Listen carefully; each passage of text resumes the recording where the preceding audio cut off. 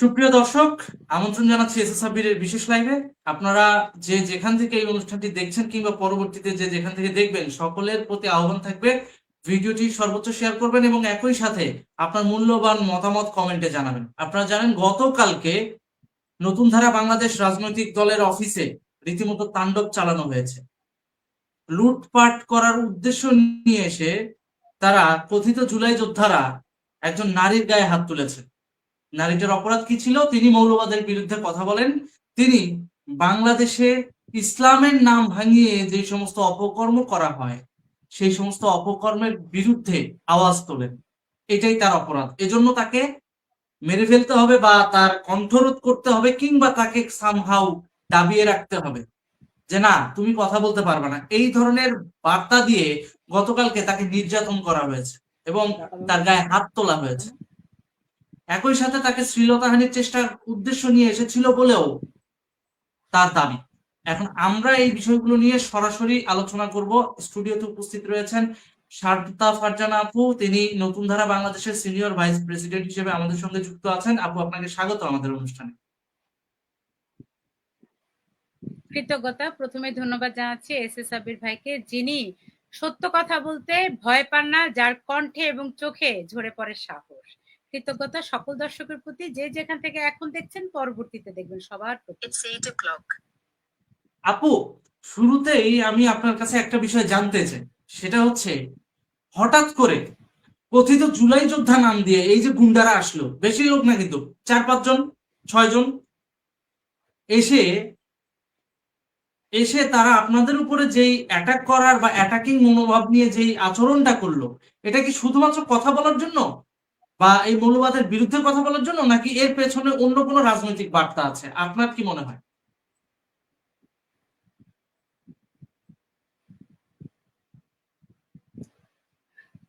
আমি দর্শকদের উদ্দেশ্যে পুরো ঘটনাটা একটু সংক্ষেপে বলি, তাহলে দর্শক বুঝতে পারবেন যে আসলে কি হয়েছিল। 1 আগস্ট গতকালকে আমি গুলশানে একটা কাজে ব্যস্ত ছিলাম। তখন হঠাৎ করে স্থানীয় লোকজন আমাকে ফোন দিয়ে বললেন যে আপনি কোথায়, আপনার অফিস তো ভাঙচুর করছে। কে বা কারা ভাঙচুর করছে তারা কেউ জানে না। তখন আমি সাথে আচ্ছা। সাথে চেয়ারম্যান সাহেবকে ফোন দিই, কিন্তু তাকে ফোনে না পেয়ে আমি খুব দ্রুত একটা গাড়ি নিয়ে আমার অফিসের দিকে রওনা দিই, আর সাথে সাথে 999-এ কল করে, ইমার্জেন্সি কল করে আমি সহযোগিতা চাই। তখন শাহবাগ থানার সাথে কানেক্ট করিয়ে দেয় এবং এসআই মনিরুল ইসলাম নামে একজন আমাকে বলে যে আপনি যান, আমি হানি ফ্লাইওভার একটা কাজ শেষ করে আসছি। তো ততক্ষণে আমি অফিসে পৌঁছে যাই এবং দেখি যে রাস্তায় লোকজন, স্থানীয় লোকজন জড়ো হয়ে আছে, সাংবাদিক কিছু ভাই আছে এবং আমাদের দলের লোকজনও আছে। এবং উপরে পরে আমরা জানতে পারি যে দুপুর 1টা থেকে তারা আমাদের অফিসের চারপাশে হাঁটাহাঁটি করছিল এবং আচ্ছা। উপরে নামে নিচে নামে এভাবে করছিল। 3টার পরে মূলত দরজা ধাক্কাধাক্কি শুরু করে। ওদের আওয়াজ শুনে চেয়ারম্যান সাহেব বুঝেছে যে ওরা আসলে ভাঙচুর করতে এসেছে, কারণ দরজার বাইরে থেকে ওরা বলছিল, এই মমিন মেহেদি কই, ওরে পাইরে ছিলা ফেলামু, মাইরা ফেলামু, এই ধরনের স্ল্যাং, অশ্রাব্য ভাষা তারা কথা বলছিল, নোংরা নোংরা কথা বলছিল। দরজা অনেক ধাক্কা দিচ্ছিল, কিন্তু মমিন মেহেদি চুপ করে বসেছিল। এটা যেন সেই 25শে মার্চ কালো রাত্রের মতো অবস্থা হয়েছে, যে পাকিস্তানি হানাদার বাহিনীরা বাহিরে আর মা বাবা পরিবার সহ ঘরের ভিতরে চুপ করে খাটের নিচে লুকিয়ে আছে। ঠিক একই অবস্থায় মমিন মেহেদি, আমাদের চেয়ারম্যান সাহেব, তিনি লুকিয়েছিলেন, কারণ তার জানের হুমকি দিচ্ছিল বারবার। তিনি সেটা বুঝেছেন। এক পক্ষ বলছিল ল্যাপটপ আছে, মোবাইল আছে, টাকা পয়সা আছে, যা পাবো সব নিয়ে যাব। যখন তারা বুঝেছে যে ভিতরে হয়তো কেউ নেই, তারা অনুমান করেছে, তখন তারা একটা বিশাল বড় তালা এনে আমার অফিসে ঝুলিয়ে দিয়েছে। ততক্ষণ আমি ঢুকলাম, ঢুকে তালাওয়ালাকে ফোন দিতে দিতে ঘুরতেই 6-7টা ছেলে তারা সিঁড়ি দিয়ে উঠে আসছে, নিচে আরো অনেকেই ছিল। সিঁড়ি দিয়ে উঠতে উঠতে তারা বিভিন্ন ভাবে আমাকে গালাগালি করছে, অমুকের বাচ্চা, তমুকের বাচ্চা, তুই তোকারি করছে, আমাকে ব দিয়ে, ম দিয়ে, খ দিয়ে নোংরা নোংরা কথা বলতে বলতে একদম আসছে উপর থেকে। তা বলে এই রাখেন। আর যেই ছেলেটা জুলাই আহত দাবি করে, যে হাত নাই, হ্যাঁ, সে উপরে যে চাদর পরে আসে, সে তো আস্তে আস্তে আমার খুব কাছে চলে আসলো, যেন পারলে ও আমার জামা কাপড় ছিঁড়ে ফেলে। তখন আমি ছেলেটাকে ধাক্কা দিয়ে সরালাম, চাই যাও, দূরে যাও, কি কি সমস্যা। আর আমি আমার ব্যাগে সব সময় আত্মরক্ষার জন্য একটা লাঠির মতো রাখি, যেটাকে টান দিলে অনেক বড় হয়। আমি নারী, বাংলাদেশে তো কোনো নিরাপত্তা নাই, এজন্য আমি আমার সুরক্ষার জন্য এটা রাখি। আমি ব্যাগ থেকে ওটা বের করে ফেলেছি, কারণ ওরা তো অনেকেই। আমি বুঝতে পেরেছি যে ওদের উদ্দেশ্য শুধু কথা বলা না, ওরা নোংরা হাতাহাতি করতে আসবে, ওদের অ্যাপ্রোচ দেখে বোঝা যাচ্ছিল। তখন ওরা আমাকে বলল যে তুই মাপ চাবি, তুই মাপ চাবি। আমি কেন মাপ চাবো? আমি কি অপরাধ করেছি? আমি কি ডাকাত? আমি খুনি? আমি চোর? আমি বাটপার? আমি কেন মাপ চাবো? এদের সাথে তর্ক বিতর্ক হতে হতে একটা সময় এরা আমাকে বলে হ্যাঁ জুলাইকে ছোট করেন, জুলাইকে অবমাননা করেন। আরে জুলাইকে তো এরাই বিক্রি করে, জুলাইকে তো এরাই ব্যবসা বানিয়েছে। আবার বলে যে আবু সাইদের নাম নিয়ে, এখন আবু সাইদের নাম নিয়ে বলবো না ভাই? দেখেন এরা বলে হাজার হাজার মরেছে জুলাইতে, অথচ বাংলাদেশের লিস্ট অনুযায়ী মাত্র 834 জন। এমনও জুলাই শহীদ আছে যে বিদ্যুৎ স্পৃষ্ট হয়ে মারা গেছিল, তাকে বানিয়েছে জুলাই শহীদ। মাথায় টিউমারের অপারেশন সফল হয়নি, মারা গেছে, তাকে বানিয়েছে জুলাই শহীদ। এমনও জুলাই শহীদ আছে যে শহীদ হওয়ার পরে আবার ফেরত এসেছে, রাফি। জুলাই শহীদ অথচ বাহারাইনে ব্যবসা করে। জুলাই শহীদ দাফন দেওয়া হয়েছে যাত্রাবাড়িতে, অথচ সেই লোক এই ইয়েতে আপনার ময়মনসিংহে ব্যবসা করে।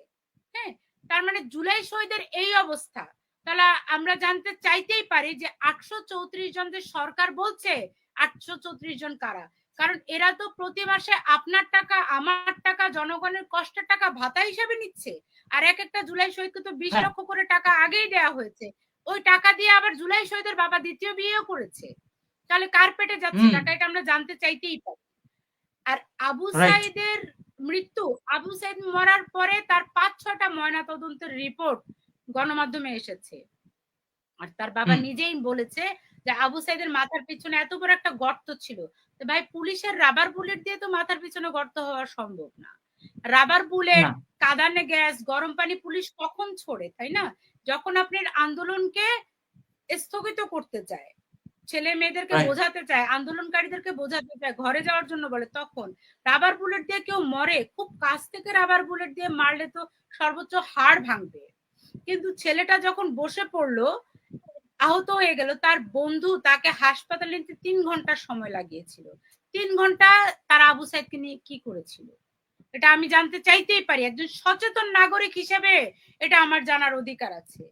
এই প্রশ্ন আমরা বারবার করেছি যে আবু সাইদের মৃত্যুর রহস্য আমরা জানতে চাই। তার লাশটা উঠান আর পোস্টমর্টেম করে জনগণের সামনে জানান যে আসলে কি সে শহীদ না তার মৃত্যু কিভাবে হয়েছে, আমরা সেটা জানতে চাই। এটা জানতে চাও কি অপরাধ?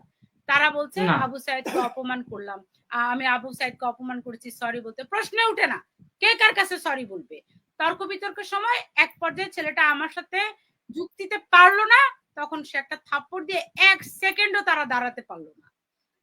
আপনি নিশ্চয়ই ফুটেজে দেখেছেন, দর্শক ফুটেজে দেখেছে, আমাকে একটা থাপ্পড় দেওয়ার সাথে সাথে তারা জান ভয়ে পালিয়ে গেছে। এবং আমিও উঠে দাঁড়িয়ে এলাকার নিচে গিয়ে এলাকাবাসীকে জড়ো করে ফেলেছি, বলেছি যে ধরেন ধরেন, ধর্ষক, চাঁদাবাজ, মববাজ, সন্ত্রাসী। এলাকার লোকজন তো নতুন ধারা বাংলাদেশের নেতা কর্মীদেরকে চিনে, তারাও ওদেরকে দৌড়ানি দিয়েছে। কি আর বলবো, এই হলো দুঃখের কথা। এখন সাব্বির ভাই, আমাদের কাছে মনে হয় যে জুলাই কথা দিয়ে কথা রাখেনি। সাব্বির ভাই, জুলাই কি বলেছিল? জুলাই তো একটা ফ্রড ছিল, স্ক্যাম ছিল, ফ্রড, প্রতারক। জুলাই বলেছিল বৈষম্য থাকবে না, কিন্তু সব জায়গায় বৈষম্য। টেকনাফ থেকে তেতুলিয়া, রূপসা থেকে পাতুরি, আমরা এত বৈষম্য আগে কোনো দিন দেখিনি। এরা বলে যে হিন্দু নারীদেরকে ধর্ষণ করা জায়েজ, এরা হিন্দু নারীদেরকে ধর্ষণ করে মেরে পানিতে লাশ ভাসিয়ে দেয়, হিন্দুদের সম্পদ এরা কুড়ে কুড়ে খায়। অথচ ইসলাম কেন কোথাও নেই, কেন হিন্দুদেরকে ধর্ষণ করতে হবে? বৈষম্য সব জায়গায়। এই যে এদের নারী যে মিতু সদর সংসদ সদস্য, সে বলে যে বিএনপি যদি জিয়াউর রহমানকে নিয়ে ব্যবসা করতে পারে তাহলে জুলাই কেন ব্যবসা হবে না, হাদি কেন ব্যবসা হবে না? তার মানে এরা নিজেরাই স্বীকার করেছে হাদি ব্যবসা, জুলাই ব্যবসা। এরা নিজেরাই তো স্বীকার করেছে মেট্রো রেলের আগুন দিয়েছে, এরা নিজেরাই স্বীকার করেছে বিটিভিতে আগুন দিয়েছে, এরা নিজেরাই স্বীকার করেছে পুলিশকে মেরেছে। তাহলে এরা কেন আমার দিকে আঙ্গুল তুলছে? এরা নিজেরাই তো স্বীকার করেছে, তাহলে এদেরকে তো ফাঁসি দিতে হবে আগে, তাই না? তার মানে পরিকল্পিতভাবে ধর্ম যেভাবে বিক্রি করেছে, এখন জুলাই চেতনাকে বিক্রি করে মুক্তিযুদ্ধের রেপ্লিকা হিসেবে জুলাইকে দাঁড় করানোর একটা প্রচেষ্টা চলছে, এটাই তো। অবশ্যই এরা বলে লাল স্বাধীনতা, তার উপর বিএনপির এক অথর্ব নেতা আছে ইশরাক, সে বলে 5ই আগস্টের আগে নাকি বাংলাদেশই ছিল না। তার বক্তব্য শুনলে আমার হাসি পায়। আমি বুঝলাম না সে কিভাবে একজন মানে খোকার মতো একজন রাজনীতিবিদের ছেলে বলে যে 5ই আগস্টের আগে বাংলাদেশই ছিল না, 5ই আগস্টে নাকি বাংলাদেশ জন্ম হয়েছে। কার পেট থেকে জন্ম হয়েছে এটা আমরা জানতে চাই। এরা ওর জুলাইকে বাপে তাহলে কি স্বাধীন করে গেল? ওর বাপে তাহলে হ্যাঁ কি স্বাধীন করে গেল? পূর্ব পাকিস্তান? সেটাই তো সে নিজে যে কি বলে সে নিজেই জানে না, অথচ তার বাবা একজন মুক্তিযোদ্ধা ছিল, জিয়াউর রহমান একজন মুক্তিযোদ্ধা ছিল, স্বাধীনতার ঘোষক ছিল। বলেন তাহলে এই যে নেতারা বলে এটা কি বলে, কোথায় যুদ্ধ আর কোথায় আন্দোলন? এরা 9 মাসের 1971 সালের যুদ্ধটাকে এরা কলঙ্কিত করতে চায়, এরা ঢেকে দিতে চায় বালি দিয়ে। এরা বলতে চায় যে বাংলাদেশের জন্মই হলো 24। আরে বাবা এটা তো একটা আন্দোলন, এমন আন্দোলন যেখানে এরা বলেছিল কোটা না কোটা না, অথচ আমরা দেখেছি কোটাতেই এক একজন উপদেষ্টা হয়েছে। কেন? স্বাস্থ্য উপদেষ্টা নূরজাহান ইউনূসের বান্ধবী কোটায় বসে নাই, একজন ব্যাংকারকে এনে স্বাস্থ্য উপদেষ্টা বানানোর পরে হামে এত বাচ্চার মৃত্যু। সার্জিস, হাসনাত এরা সব কয়টা নাহিদ কোটায় উপদেষ্টা হয়েছে, এখন আবার কোটায় এমপি হয়েছে। কিভাবে, কি যোগ্যতা আছে এদের? এরা তো শিক্ষার্থী ছিল, কোনো যোগ্যতা নাই। যোগ্যতা হলো ওই যে আরেকজনের টাকা দিয়ে এরা রাজপথে থেকেছে, আর কোনো যোগ্যতা নেই ভাই। আজ পর্যন্ত বন্যার টাকার হিসাব এরা দেয় নাই। এদের কাছে সঠিকভাবে আপনি কোনো কিছু জানতে চাইবেন কিংবা আইনি প্রক্রিয়ায় এদের যুক্তিসঙ্গত কথা বলবেন, এরা আপনাকে ট্যাগ লাগায় দিবে, হয় ফ্যাসিস্টের দোষর, তা না হলে আওয়ামী লীগের দোষর, এই ধরনের কিছু। গতকালকে কি এই ধরনের কোনো ওয়ার্ড আপনাদের উপর ইউজ করা হয়েছিল? ফ্যাসিস্টের দোষর বলা হয়েছিল গতকালকে? আচ্ছা, নেট গোলযোগের কারণে বাংলাদেশের সব জায়গায় তো নেট গোলযোগ অল্প স্বল্প হয়।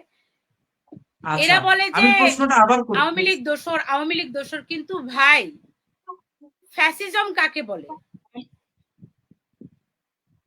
সেটাই, ফ্যাসিজমটা মানে কি, এই বিষয়টা ওরা কি হ্যাঁ অনুধাবন এখনো করতে পেরেছে? কিভাবে অনুধাবন করবে? এরা বলে যে 17 বছর নাকি শেখ হাসিনা ফ্যাসিস্ট ছিল, শেখ হাসিনা ফ্যাসিজম দেখিয়ে গেছে, অথচ আমরা দেখেছি ইউনূস সাহেবের 18 মাসে যে মারাত্মক ফ্যাসিজম, মব সন্ত্রাসের জনক এই ইউনূস সাহেব। তার সময় তৌহিদি জঙ্গিদের উৎপাত, মারামারি, লুটপাট, ছিনতাই, রাহাজানি, ধর্ষণ, এমন কোনো অপকর্ম নাই যেটা ইউনূস সাহেবের আমলে ঘটনাই, এবং কোনো নিরাপত্তা ছিল না। আমার বোনের ওড়না ধরে টানাটানি হয়েছে। আরে ভাই ফ্যাসিজম তো সেই দিন এরা প্রতিষ্ঠিত করেছে যেদিন গণভবনে মায়ের অন্তর্বাস নিয়ে এরা নাচানাচি করেছে, সেই দিন ফ্যাসিজম প্রতিষ্ঠিত হয়েছে। এরা পারে মায়ের ব্লাউজ নিয়ে, পেটিকোট নিয়ে, ফ্রিজের মাংস নিয়ে, পানির পুকুরের মাছ নিয়ে হইচই করতে, এক ঘরের একটা সুতা পর্যন্ত ছাড়ে নাই। ফ্যাসিজম তো একে বলে, লুটপাট তো একে বলে। সেখানে এখন আবার কি জুলাই জাদুঘর বানিয়েছে, মুক্তিযোদ্ধাদের ভাস্কর্য ভেঙে মূর্তি আর ভাস্কর্যের ভিতরে মিক্স করে এরা ধর্মের একটা অবমাননা হচ্ছে এগুলা বলে মুক্তিযোদ্ধাদের ভাস্কর্য ভেঙেছে। আমার বেগম রোকেয়ার ভাস্কর্যের নাক ভেঙেছে, ভাষা শহীদদের ভাস্কর্য ভেঙেছে, ভাঙার পরে আবার মুগদের ভাস্কর্য বানিয়েছে, হালাল ভাস্কর্য, আবু সাইদের হালাল ভাস্কর্য বানিয়েছে। এরপরে আমরা কি দেখলাম, তারা আবার জুলাই জাদুঘর বানিয়েছে। যেই জাদুঘর বানিয়েছে সেই জাদুঘরের দরজা আজ পর্যন্ত খোলা হয়নি। জানি না সেই জাদুঘরের ভিতরে কি আছে। আপনার টাকা, আমার টাকা, আমাদের কষ্টের টাকা, কোটি কোটি টাকা লুটপাট করে উপদেষ্টা ফারুকি সাহেব বউ নিয়ে বাচ্চা নিয়ে অস্ট্রেলিয়ায় গিয়ে পাপ মোচন করে। কিভাবে গেল? সেভ এক্সিট কিভাবে হলো?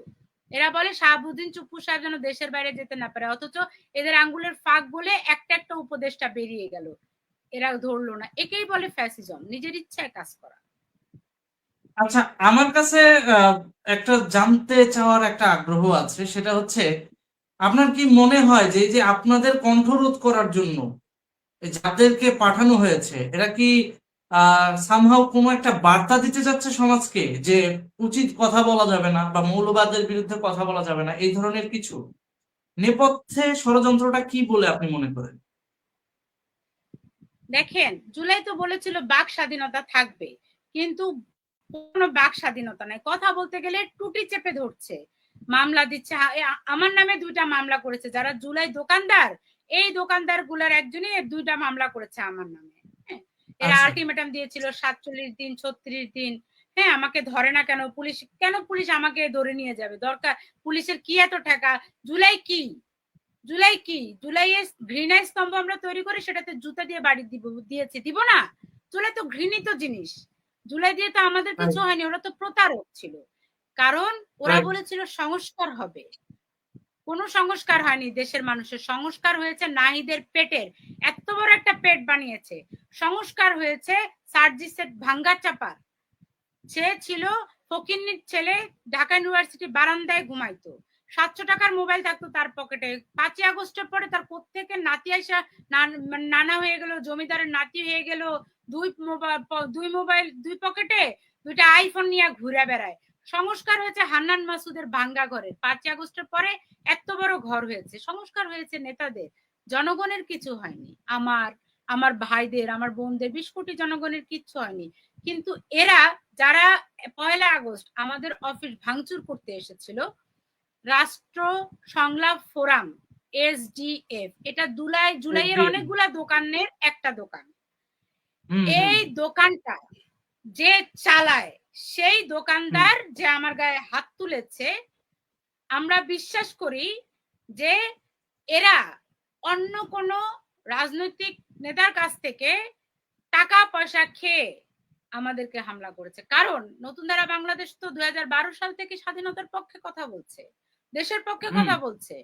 স্বাধীনতার পক্ষে কথা বলতে তো আওয়ামী লীগ হওয়া লাগে না, দেশের পক্ষে কথা বলতে তো আওয়ামী লীগ হওয়া লাগে না, 20 কোটি জনগণের পক্ষে কথা বলতে আওয়ামী লীগ হওয়া লাগে না। ভাই, লাল সবুজের পক্ষে কথা বলি। অথচ যখন সংসদে আমার সোনার বাংলা আমি তোমায় ভালোবাসি বাজে, এই গাদ্দারের বাচ্চাগুলা, রাজাকারের বাচ্চাগুলো উঠে দাঁড়ায় না।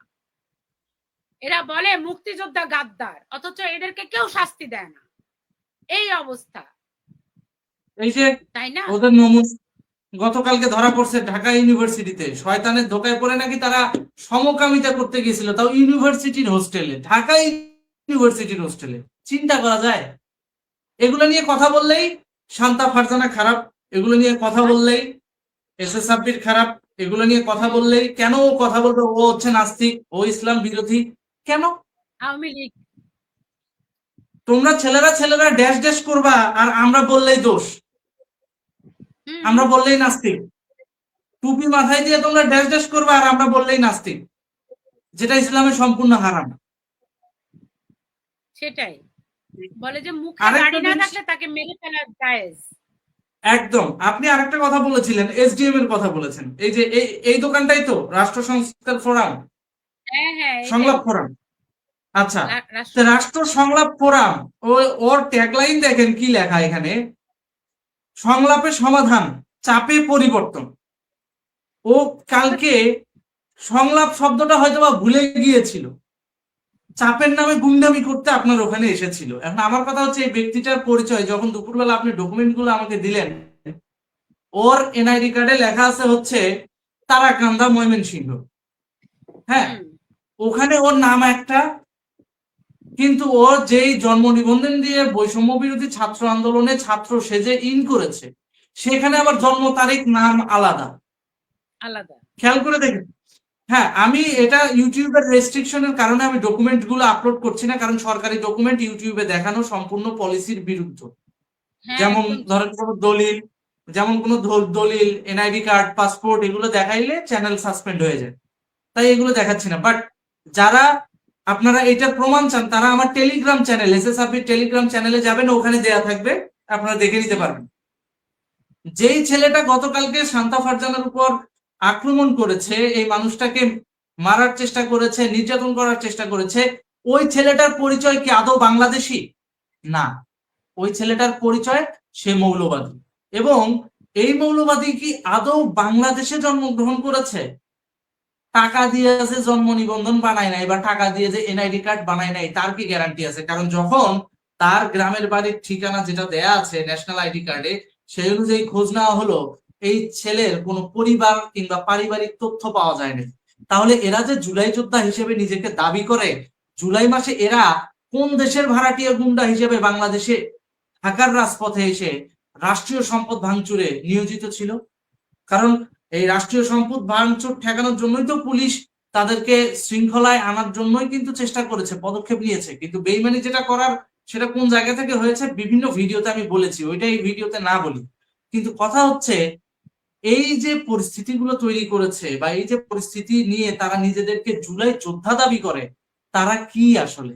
আসলে জুলাই সন্ত্রাসী, যোদ্ধা না, জুলাই মৌলবাদী। কিন্তু এই জুলাই মৌলবাদীর মধ্যে 60% আছে বিহারি ক্যাম্প থেকে পালানো, 40% আছে বিভিন্ন দেশ থেকে দীর্ঘদিন ধরে এসে বাংলাদেশে অবস্থান করে টাকা দিয়ে এনআইডি কার্ড বানিয়ে নেওয়া ব্যক্তিও। সুতরাং এদেরকে ফিল্টার করতে হবে। জুলাইয়ের কথা বললো আর অমনি গলে গেলাম, ওর বাপ দাদা 14 গোষ্ঠীর খবর নেন, কয়জনকে পাবেন কয়জনকে পান দেখেন না। অধিকাংশ বাঙালি, আমি একজন পাকিস্তানি নাগরিককে চিনি, শান্তা আপু, সে আপনার সামনে যদি আমি দাঁড় করাই, ওর পাসপোর্ট না দেখলে আপনি বুঝবেন না যে ও পাকিস্তানি, ও পিওর বাংলাদেশি। সে যে মিরপুরে বসবাস করতেছে, ওর কাছে বাংলাদেশের এনআইডি কার্ড আছে, ওর কাছে বাংলাদেশের জন্ম নিবন্ধন আছে, সব পেপারস আছে, আপনি কিভাবে বুঝবেন? সেটাই। অথচ সিটিজেন সিটিজেন পুরা পাকিস্তানি। তো এরা এই ধরনের গুপ্তচর বৃত্তির মাধ্যমে বাংলাদেশে এসে দীর্ঘদিন ধরে অবস্থান করছে। এখন সুযোগ পেয়েছে মাথা চাড়া দেওয়ার, তাই দিচ্ছে, কারণ পূর্ব পাকিস্তান তো বানাতে হবে। এখন পূর্ব পাকিস্তান বানাইতে গেলে S A Sabbir obstacle, Shanta Farzana obstacle, Rashed Haider obstacle, যেই যে মানুষগুলো অবস্ট্রাকল, এদেরকে তো সামহাও থ্রেট দিয়ে হোক কিংবা অন্য কোনো মামলা হামলার চাপ দিয়ে হোক, এভাবে সেই কণ্ঠরোধ করার কার্যক্রমটাই ওরা বাস্তবায়ন করছে। মূলত বর্তমান সময়ে ওদের টার্গেট ক্ষমতায় আসা না, বাংলাদেশকে অস্থিতিশীল করে পাকিস্তানের হাতে তুলে দেওয়া, না হলে আমেরিকার হাতে বিক্রি করে দেওয়া, দুইটার যে কোনো একটা। কারণ গতকালকে যেটা দেখেছি, আমার, আপনি বিশ্বাস করবেন কিনা জানি না, আমার কাছে মনে হচ্ছিল 3টা নেড়ি কুত্তা ধেয়ে ধেয়ে আসছে একটা মানুষকে কামড়াবে বলে। আমার কাছে এটাই মনে হয়েছিল। আর এই নেড়ি কুত্তাগুলোর সঙ্গে ওই পাকিস্তানি ওই হানাদার বাহিনীর কোনো পার্থক্য নেই। না, গতকালকে পরে তালা ভাঙলেন কিভাবে আপনি? মানে ওই যে আমি তালা চাবিওয়ালাকে খবর দেওয়ার পরে তিনি এসে তালাটা ভেঙে ফেললেন। ভেতর থেকে পরে চেয়ারম্যান সাহেবকে উদ্ধার করা হয়েছিল না? চেয়ারম্যান সাহেবকে আমরা বের করেছি। আল্লাহর কাছে শুকরিয়া আদায় করি যে তিনি অক্ষত ছিলেন, কারণ আমরা আমাদের চেয়ারম্যানকে অনেক ভালোবাসি। আমরা তার কোনো কারণ ওরা যেভাবে এসেছে, ওরা তো লুটপাটের প্ল্যান নিয়েই এসেছে। ওরা মেরেও ফেলতে চেয়েছিল। আরে মমিন মেহেদীকে মেরে ফেললে কার কি হতো? কিন্তু মমিন মেহেদীকে মেরে ফেললে তো নতুন ধারা চেয়ারম্যান হারাতো, দেশের জনগণ একজন ভবিষ্যৎ নেতা হারাতো, তাই না? যে মমিন মেহেদী নিজের খেয়ে বনের মোষ তাড়ায়, যে কখনো মানে নিজের আরামায়েশের কথা চিন্তা করে না, সেই মমিন মেহেদীকে মেরে ফেললে তো দেশের একটা তারকা নষ্ট হয়ে যেত। কারণ তিনি তো চেষ্টা করছেন, আল্লাহ বলেছেন চেষ্টা করো, দেয়ার মালিক আল্লাহ, তাই না? রাইট। তাহলে আল্লাহকে মেনেই যখন আপনারা রাজনৈতিক দলটাকে পরিচালনা করছেন, নিজ নিজ ব্যক্তিগত জায়গা থেকে আল্লাহর প্রতি বিশ্বাস ধরে রেখে, সেই আপনাদেরকে নাস্তিক ট্যাগ লাগানোর চেষ্টা করা হচ্ছে, ইসলাম বিরোধী ট্যাগ লাগানোর চেষ্টা করা হচ্ছে। কেন? কারণ আপনারা ওই যে মৌলবাদের বিরুদ্ধে কথা বলেছেন, তাই।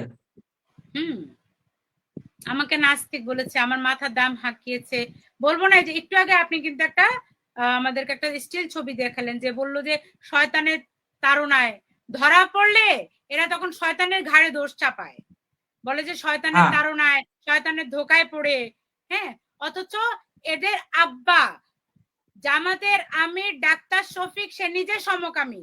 জামাতের আমিরের একটা ভয়ঙ্কর রোগ আছে, সেটা হচ্ছে পেডোফিলিয়া, মানে বাল্যকামিতা। ছোট ছোট বাচ্চাদেরকে দেখলে তার এই শিশুকামিতা, বাল্যকামিতা জাগ্রত হয়। বাচ্চাদেরকে ধরে ধরে নোংরা ভাবে চুমা দেয়, জাপটে ধরে রাখে, এটা একটা রোগ। এরপরে তার আছে সমকামিতা। আমরা দেখেছি না যে বিদেশি কূটনীতিকদের তিনি কিভাবে পিছন থেকে জাপটে ধরেছেন, কেমন করছিলেন। আবার তাকে যখন আঙ্গুল তোলা হলো, সমালোচনার আঙ্গুল, তখন তিনি বললেন আরো বেশি করে করব, কারণ আমাদের এটা নবীজির সুন্নাহ। আস্তাগফিরুল্লাহ, আমাদের নবীজি কোথায় এরকম পুরুষকে জাপটে ধরে পিছন থেকে এভাবে চুমাচুমি করেছেন আমাদের জানা নেই।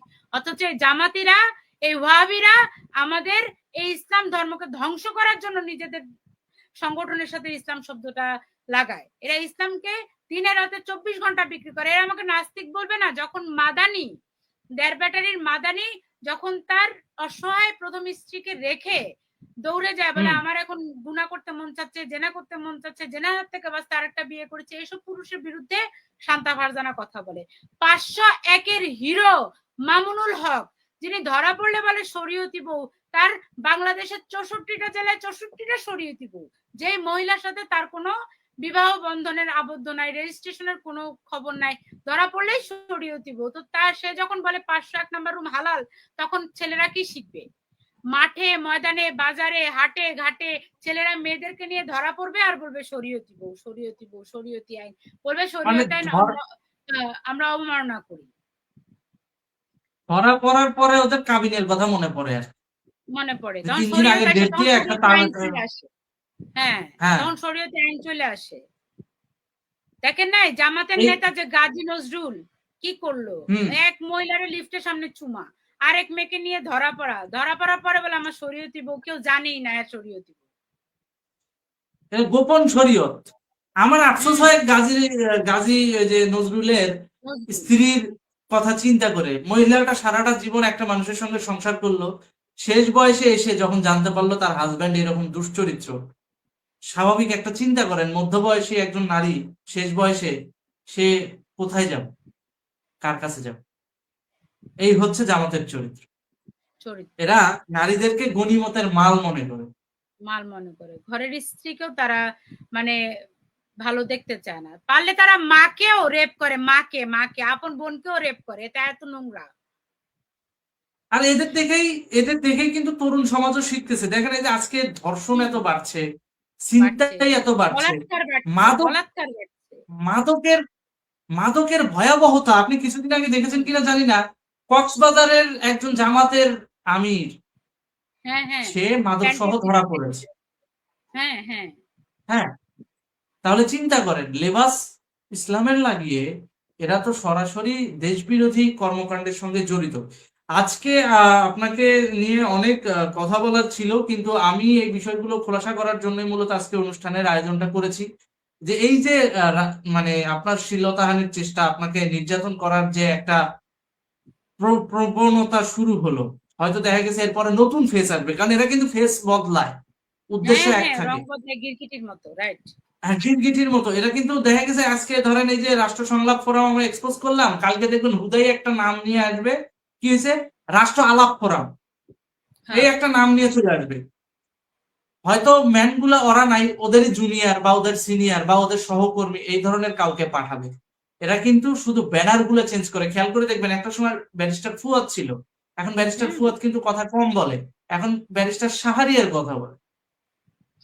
এই যে এরা ব্যানার চেঞ্জ করে, নতুন নতুন মুখ নিয়ে আসে, ওরা ভাবে পাবলিক মানে একই মিথ্যা 3-4 জন বা 3-4টা লেয়ারে 3-4টা নতুন মুখ আইনে যদি বলানো যায়, পাবলিক মনে হয় ওইটাই বিশ্বাস করবে।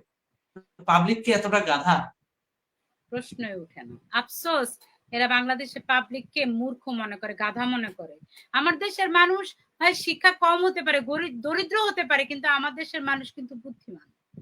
ওরা কিন্তু সাদাকে সাদা আর কালোকে কালো বিচার করতে জানে। এই জন্য তো ওরা অক্সফোর্ড ইউনিভার্সিটির ডাকে যখন বলেছিল, তখন জনগণ ঠিকই ধরে ফেলেছে যে এটা কোনো অক্সফোর্ড ইউনিভার্সিটি না, এরা নিজেরাই একটা হল ভাড়া করে আমাদের কষ্টের টাকা নিয়ে ওরা ইংল্যান্ডে মাস্তি করতে গিয়েছে। জনগণ ঠিকই বুঝে ফেলেছে ওদের চরিত্রটা। এটা শুধু অক্সফোর্ড না, আপনি ঢাকা বিশ্ববিদ্যালয়ে ওই যে সিরাজুল ইসলাম অডিটোরিয়াম হল যদি ভাড়া নেন, একই অবস্থা।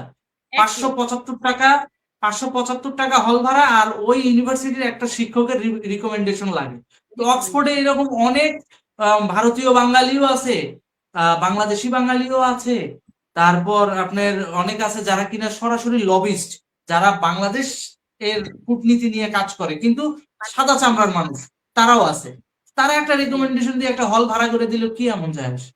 তাই তো, $100 ব্যাপার ওখানে, ব্যাপার কোনো ব্যাপার, কোটি কোটি টাকা লুটপাট করছে, 100-200 ডলার দিলে কি যায় আসে? এই জন্য তো দেখেন না হাসনাতের মিডল ফিঙ্গারটা কত স্ট্রং ছিল, বুঝাই যায়। ওর ওই মধ্যমা আঙ্গুল দেখে বোঝা যায় যে কত বড় বেয়াদব, আমাদের কষ্টে টাকা লন্ডনে গেছে। বেয়াদব 5ই আগস্টের পরে বেয়াদব পেয়েছি আমরা কতগুলো। এই বেয়াদব গুলোর হাতেই বাংলাদেশ এখন জিম্মি, এই গুন্ডাগুলোর হাতেই বাংলাদেশ এখন জিম্মি, যারা কথার ভার সহ্য করতে পারে না। এরা রাষ্ট্রকে কি সংস্কার দেবে? আমি একটা জিনিস পরিষ্কার বলি, আজকে জনগণও আছে, অনেক জনগণ আমাদেরকে দেখছে, প্রায় 2000 মানুষ এই মুহূর্তে লাইভে যুক্ত আছে যারা দেখছে। আমি একটা জিনিস পরিষ্কার করে বলি, এই যে শান্তা ফারজানা আপু, আমরা কি করি? যুক্তি দিয়ে কথা বলি এবং গবেষণা করে অ্যানালাইজ করে বাংলাদেশ বিরোধী যেই ষড়যন্ত্রগুলো আছে সেগুলোকে এক্সপোজ করি। এখন কথা হচ্ছে এই শব্দগুলো আমাদের মুখের ঠোঁটের মাধ্যমে বের হয়, এটার ভর তারা নিতে পারে না। আমরা যদি অ্যাকশনে নামি, ভর নিতে পারবে? পালাবে। যারা কথার ভার সহ্য করতে পারে না, আপনি তো, আমার তো মনে হয় না আপনি কোনোদিন কোনো জায়গায় কোনো ভাঙচুরে যদি আপনাকে পাঠানো হয় আপনি ঠিকঠাক মতো ভাঙচুরটা করে আসতে পারবেন, সুযোগ নাই। কিন্তু আপনি সেই চিন্তা ভাবনা আপনার ভেতর নাই, ওই মেন্টালিটিও আপনার মধ্যে নেই। কথা হচ্ছে আপনার যুক্তিসঙ্গত কথাগুলোতে তাহলে তাদের এত লাগে কেন? তার মানে ওই যে ঠাকুর ঘরে কেড়ে আমি কলা খাইনি, চোরের মন পুলিশ পুলিশ, যেভাবে হোক বন্ধ তো করতে হবে। ওইটার একটা ধারাবাহিক যেই কর্মযোগ্য সেটাই আপনার উপর গতকালকে অ্যাপ্লাই করা হয়েছে, আর কিছুই না। সেটাই। এরা চায় আমি কণ্ঠরোধ নারী, করতে। আমি ভয় পাবো, আমি ভয় পাবো, কিন্তু আমার হাতের ওই লাঠি দিয়ে কিন্তু আমি কাউকে মারিনি, কারণ আইন নিজের হাতে আমি তুলে নেওয়া শিখিনি। আমি আইন নিজের হাতে তুলে নেই, এবং আমি আমার দলের নেতা কর্মীদেরকে বলছি ওদেরকে দৌড়ানি দাও, মেরো না, কারণ মারলেই তো এরা আমাদেরকে ফাঁসানোর চেষ্টা করবে, কারণ প্রশাসন তো কোনো না কোনো ভাবে এদের দ্বারা বায়াসড, 100% বায়াস। আমাদের গলায় আসে মানে শিকল বাঁধে নিয়ে যাবে, ওদেরকে কিছু করবে না। এবং ইনফরমেশন দিয়ে রাখি, 20 কোটি জনগণ যেদিন জুতা নিয়ে রাজপথে নামবে, ঝাড়ু নিয়ে রাজপথে নামবে, সেদিন কয়টা কণ্ঠ তারা রোধ করবে? কয়টা? এই 20 কোটি জনগণের মধ্যে ওদের কয়েক লক্ষ জনগণকে ইতিমধ্যে পুলিশে বিনা পরীক্ষায় ডাইরেক্ট নিয়োগ দেওয়া হয়েছে অন্তর্বর্তী সরকারের শাসনামলে। আপনি খেয়াল করে দেখেন বিগত 2 বছরে যে কয়েকটা নিয়োগ পরীক্ষা হয়েছে, পুলিশের আগের ফিটনেস দেখেন, বর্তমান ফিটনেস দেখেন, তাহলেই বুঝে যাবেন। ডাইরেক্ট নিয়োগ। অথচ আমাদের যারা আমরা প্রগতিশীল মানুষ, আমাদের কর্মসংস্থানের বেলায় দুনিয়ার সেন্টার ধরানো হয়, এইভাবে না এইভাবে, এইভাবে না এইভাবে, আর ভাইবা পাস করে আসো রিটেনে দেখবো না, বা রিটেন এবং ফ্রিলি পাস করে আসো ভাইবাতে দেখবো না, কত কাহিনী। কিন্তু এরা কিন্তু এদের যে কর্মী, অ্যাক্টিভ কর্মী যাদেরকে দিয়ে ওরা পেশি শক্তি হিসেবে ইউজ করবে, এদেরকে ডিরেক্ট নিয়োগ দিয়ে দিচ্ছে। খেয়াল করেছেন? হ্যাঁ অবশ্যই, এবং চাকরি বাণিজ্য তো ওরা বন্ধ রাখেনি। হ্যাঁ, এবং ভবিষ্যতে যদি আন্দোলন শুরু হয়, পুলিশের অনেক ফেক ইউনিফর্ম বানানো আছে যারা ওরা ইউজ করবে আমাদেরকে দমন পীড়নের জন্য। কর্মীদেরকে ইউনিফর্ম দিয়ে দিবে, তোরা পুলিশ সেজে নাইমা যা, এটাই করবে ফিউচারে। এই সময় 5ই আগস্টের সময় করেছিল। 5ই আগস্টের সময় কিন্তু শেখ হাসিনা পতনের পর আমরা দেখেছিলাম যে এটিএন বাংলা এই নিউজটা এসেছিল যে অনেক পুলিশের ড্রেস পরা তারা দৌড়ে দৌড়ে এয়ারপোর্টে যাচ্ছে, দৌড়ে যাচ্ছে। পরবর্তীতে তাদের কিন্তু কোনো নাম ঠিকানা তাদের কিছু পাওয়া যায়নি, এবং ওই এই 36 জুলাইয়ের সময় অনেক জায়গায়, যাত্রাবাড়ির গাজীপুরের মতো জায়গায় বিদেশি ভাষায় তাদেরকে, মানে হিন্দি বলেন, উর্দু বলেন, এসব ভাষা অনেক পুলিশের ড্রেস পরা লোকদের কথা বলতে শোনা গেছে। এরা দীর্ঘ মেয়াদী মানে ষড়যন্ত্র করছে বাংলাদেশটাকে নিয়ে। ওগুলো ছিল উর্দু ভাষী পাকিস্তানি আইএসআই এর লোক, যেটাকে হিন্দি ভাষা বলে চালায়া দেওয়া হয়েছে, যারা তো সব ইন্ডিয়ান। অথচ 26 লক্ষ ভারতীয়র একজনকেও কিন্তু আজ পর্যন্ত দেখাতে পারেনি। তাহলে এরা ইন্ডিয়ান হয় কিভাবে? আরে বাবা, ইন্ডিয়া এত বড় রাষ্ট্র, ওদের 140 কোটির বাজার, ওরা বিশ্বের বিভিন্ন দেশে যেভাবে মানে ম্যান পাওয়ার এক্সপোর্ট করে, তার ধারে কাছেও নাই আমরা আসি নাই। আপনি দেখেন বাংলাদেশ থেকে সৌদিতে যাইতে লাগে 7 লাখ, ইন্ডিয়া থেকে লাগে মাত্র 1.5 লাখ। তার মানে ওদের বাংলাদেশ না হলেও চলবে, ওরা বিভিন্ন ভাবে ওরা চলতে পারবে, বা ওদের আয়ের ওয়ে আছে। তোমার দেশে ওই হিন্দি ভাষাভাষী পুলিশ আনে নাই, তোমার দেশে এনেছিল ওই উর্দু ভাষাভাষী পুলিশ। এই জিনিসটাকে নতুন প্রজন্মের কাছ থেকে আড়াল করা হচ্ছে। কেন ডারবি নাসিরকে আমরা বলতে শুনি নাই যে জুলাইয়ের অস্ত্রগুলা কই রে, জুলাইয়ের অস্ত্রগুলা কই? তার মানে এদের হাতে অবৈধ অস্ত্র দেয়া হয়েছিল। মুগ্ধ যখন মারা গিয়েছিল তার আশেপাশে কোনো পুলিশ ছিল না, তাহলে তার চোখে গুলিটা করলো কে, তার মাথায় গুলিটা করলো কে? আমরা জানতে চাই। আর জানতে চাই বলে এরা আমাদেরকে বলে যে আমরা নাকি জুলাই অবমাননা করছি। থু দেই, থু। আজকে এই শো থেকে আমি থু দেই জুলাইকে, থু। যে জুলাই প্রতারণা করেছে, নাটক করেছে আমাদের সাথে, জনগণের সাথে বৈষম্য করেছে, থু সেই জুলাইকে। ঘৃণা করি আমি। জঙ্গি জি আপনাকে অত্যন্ত কিসের ধন্যবাদ। কৃতজ্ঞতা? আপনাকে অত্যন্ত ধন্যবাদ আমাদের সঙ্গে আপনার পুরো সংগ্রামের মুহূর্তটুকু শেয়ার করার জন্য। আজকে আমরা অনুষ্ঠানটা এখানেই শেষ করব। দেখা হবে পরবর্তীতে নতুন কোনো টপিকে, নতুন কোনো বিষয়ে দেশের পক্ষে। আপনাকে আবারও আমরা আমাদের স্ক্রিনে চাই। ততদিন পর্যন্ত আপনি ভালো থাকবেন। আপনিও ভালো থাকবেন এবং সকল দর্শক আপনারাও ভালো থাকবেন। সবার জন্য দোয়া করছি। জি ধন্যবাদ। জি ভাইয়া।